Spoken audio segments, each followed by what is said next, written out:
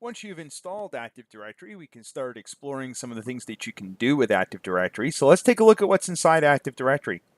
So to get started, the first thing you're going to need to do is open up the management tool, unless of course you're using server core, in which case you'll open it from a remote computer and connect to your server core system. But basically, yeah, the main tool that you're going to use is the Active Directory Administrative Center, ADAC. Or you can use the Active Directory Users and Computers MMC or Microsoft Management Console. So you can use either one of those.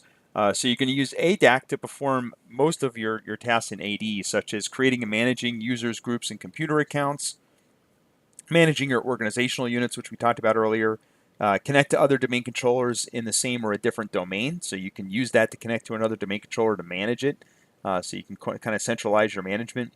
Change the domain's functional level and enable the AD recycling bin, which I'm going to talk about in this presentation.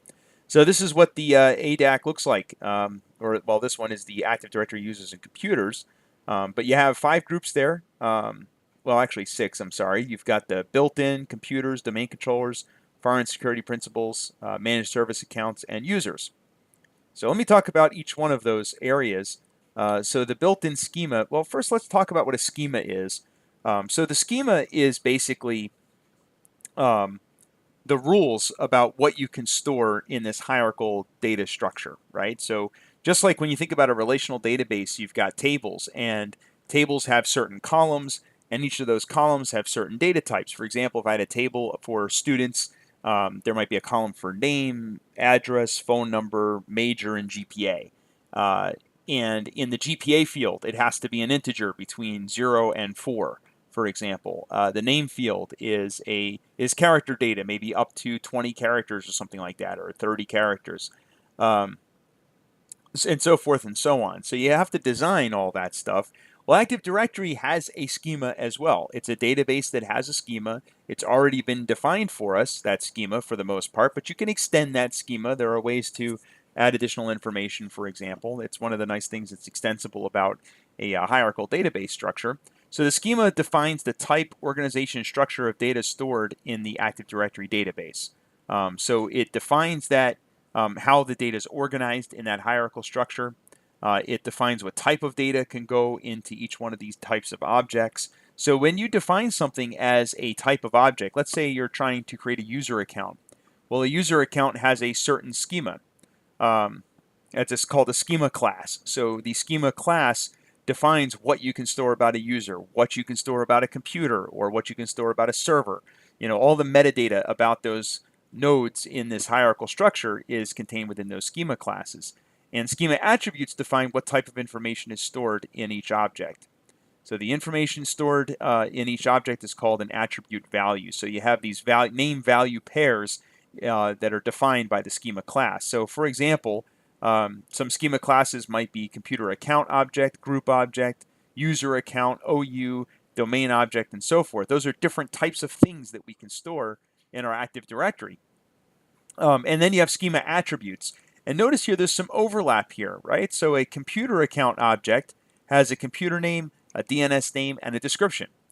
And a user account object also has a description, but it does not have a DNS name or a computer name. Instead, it has a user logon name, first name, last name, and password. And you'll find that a lot in these hierarchical databases, that some of these schema attributes can be overlapped between different schema classes. So you can think of a schema class almost like a table, right? So a schema class is a little bit like a table, but unlike a table where all of the, when you create a table in a traditional database, in a relational database, all of, say, for example, you had a table called user account, all of your user accounts would be in that table. But the hierarchical structure is not really inherent in a database like that. Whereas in a hierarchical database, there is no single table for user accounts, but rather in that hierarchical structure, you can have a user account and all the information in that object is defined for you by the schema class.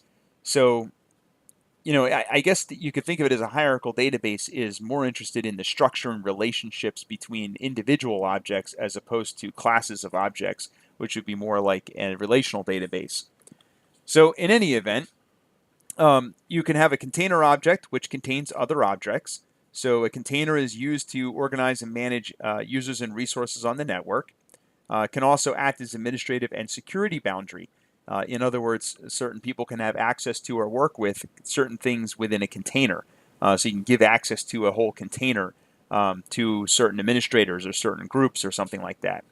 There's three container objects that we use in Active Directory. There's the organizational units, folder objects, and domain objects. All right, so let's talk about OUs first. An OU is the primary container object for organizing and managing your resources in the domain. So OUs organize multiple objects into logical groups that can be configured with specific policies relevant to the group. So basically, and you can delegate authority over an OU to an administrator within that organizational units, for example. You can also nest OUs, right? So you can have this nested hierarchy of OUs that will sort of mimic the corporate structure. For example, you can have an OU for corporate, and then within that OU, the different departments within corporate, and then the regional departments that are within those departments, and so forth. And that would mimic the hierarchical structure of the organization itself. Now remember, this is logical, not physical. So this is just a logical organizing of all of this stuff on the network into these organizational units. The nice thing about OUs is that anything can go into an OU. You're not limited to just users or groups or something like that. So pretty much anything that you can find in that hierarchical structure can go into an OU and can be managed at that OU level. So as far as folder objects, so you've got the OUs, and then the next level is you have folders. So there's folder objects, and then you can also have domain objects. So and the folder objects, if you recall, there was that first screenshot I showed you of the Active Directory Administrative Console, or ADFunctions. You saw those 6 folders. I said there were 5, but there were 6 that were displayed there. 2 of them were kind of redundant. But if you were to pause the video and go back and look at that picture of ADAC, or look on your own server if you've installed it already in the virtual lab environment, you'll see these 5 different folders. So one is built in, which has all the default groups that are created by Windows. Then you've got computers, which is where you'll find all of the computer accounts that are created when a new computer or server becomes a domain member. So anytime you join a device, I shouldn't say computer, any device to the domain, you'll see it show up under computers. And then the foreign security principles, which contains user accounts from other domains that are added as members of the local domain. And then managed service accounts and user accounts. And I'll talk about users first. This is by default, you'll always have an administrator and a guest account, and then this is where all of your additional users would go. Now, if you had 50,000 users and you didn't use OUs, for example, then you would have an awful lot of, and you didn't use groups, you'd have an awful lot of users in that one directory, or that one folder, rather. So it is good to use that nested hierarchy like I talked about before. Now, managed service accounts basically are user accounts that are created for services to access domain resources. So I'm sure most of you are aware of this, but applications in Windows Server can run in the background as a service. We talked about that in the very beginning of the course, that one of the things that we use a server for is offering services on the network, and those things do not typically run in a user space. They're usually running in system space. So they're running in the background, and they are the child of the root of the parent. Their parent is the actual operating system kernel, and that's what when you set up a service and you see the system as the account that it runs on. But you could also use service accounts. So the problem with running under the authority of the local kernel is the local kernel does not have any authority on the domain.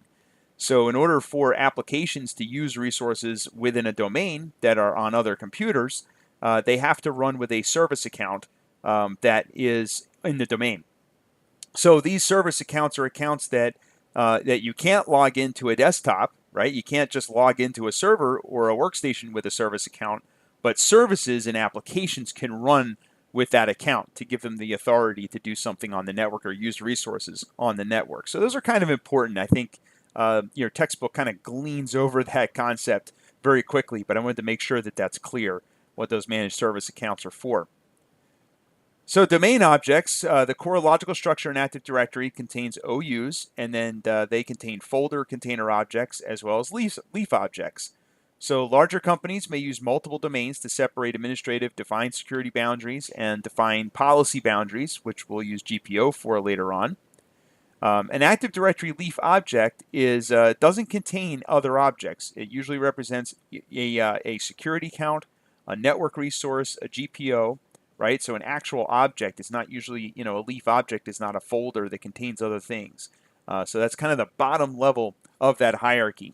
Security account objects could be users, groups, and computers. So that's what a security account is. That's your users, groups, and computers.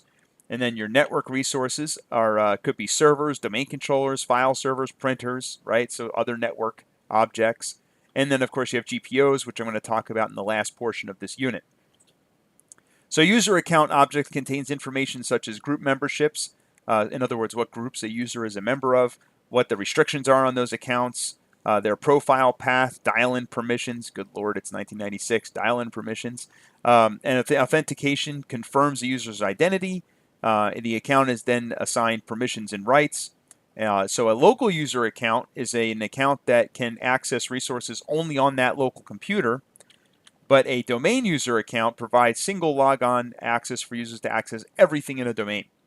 So if you have a domain user account, you can log in from anywhere where you're authorized and access any resources that you're authorized to access, whereas a local account only lets you access things on the local computer. So obviously, having domain accounts gives us quite an advantage for administrative reasons. So Windows creates two built-in user accounts: the administrator and the guest account.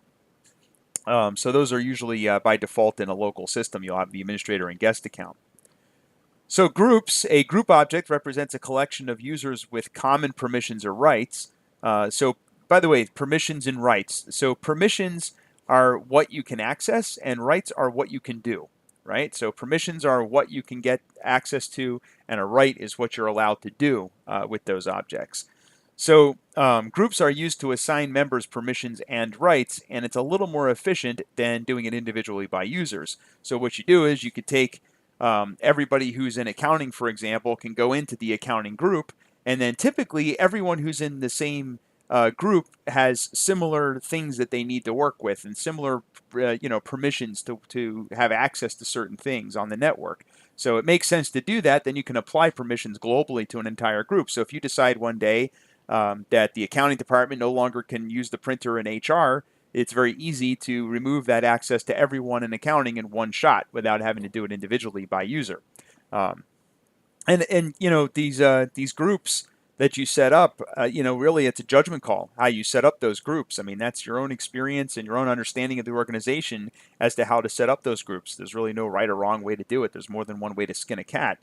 So that's really at your discretion how you would set up those groups. But as I said in the beginning of this presentation, it's good to have a plan and to design exactly how this is all going to work so that you have, a coherent, scalable plan that you can use going forward. So computer accounts are objects that represent any computer that's either a domain controller or a domain member. So any device that you join to the domain. Anytime you have a new device, it has to be joined to the domain. You can't just start using something on the network before it's it's joined to that domain. Well, you can start using it, but it's not going to have permission to do anything. You won't be able to log in with domain accounts and all that other stuff. So when you install a new computer or a new server, you'll have to join it to the domain, which I believe in the lab, it's one of the labs that you're going to do, is to join a computer to a server's domain. All right, so computer accounts are created automatically when Active Directory is installed on a server. And the computer account object's name must match the name of the computer that the account represents. Then there's some other leaf objects, like a contact is a person associated but not actually a network user. So this would be a user account that can't actually log in, for example. Printers are leaf objects. Shared folders are leaf objects. Okay, so recovering objects. So there is a recycling bin for Active Directory. It's not enabled by default, but you can enable it. But be aware that if you do enable it, you will not be able to disable it again unless you reinstall all of your domain controllers in the forest. So, enable this with caution. Make sure this is actually something you want to turn on. But in order to use it, all of the domain controllers have to be running at least Windows Server 2008 R2 or later. So to enable it, you're going to go into the ADAC, the Active Directory, console that we talked about earlier. click the domain node in the left panel, click Enable Recycling Bin in the Tasks pane, and you'll be good to go. Now you'll be able to recover things from the recycling bin, so it'll give you a chance to recover if you make a stupid mistake in Active Directory. So locating Active Directory objects. Active Directory objects can be searched using the Find Users, Contacts, and Groups dialog box. You can search within a single domain or the entire directory, which would be all the domains in your forest. Not all objects are available to all users, so you have to have permission in order to find something when you search for it. So it depends on the security settings. And in the next slide deck, I'm going to start talking about domains. So we'll talk about the relationship between domains, trees, and forests.